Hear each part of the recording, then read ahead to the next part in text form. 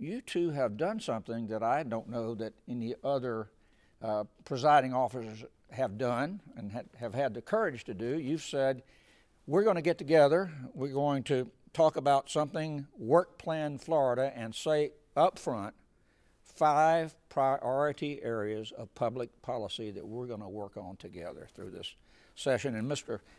Speaker, since we're in your house, we're going to start with you first and ask you this. How did you and the President come to the decision that you would put together this work plan, if you will, and then talk it through and come to these 5 areas? Sure. Well, first of all, you can't have a work plan if you don't trust the person you're working with. And the Senate President and I, over the last 2 years, had a chance to redraw every map in the state with the redistricting process. And when we started out, we said we were going to do it a certain way. We said we were going to be transparent. We said we were going to take the politics out of it, and nobody believed us. And we stuck to our guns. And a lot of people were disappointed within our party and other parties.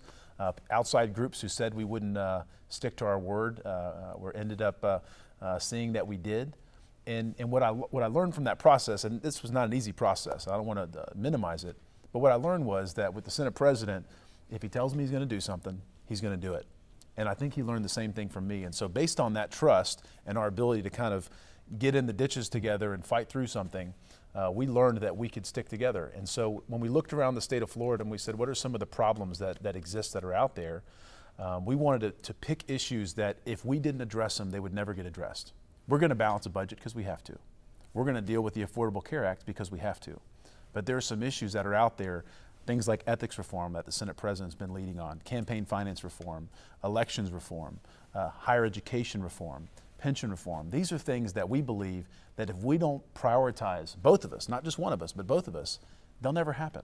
And a lot of times that's what happens up here in Tallahassee. And I'm sure you could fill this room up of people who would tell us it's a bad idea to tell people ahead of time what we want to do. But I think the trust that exists between the two of us is willing to take that on.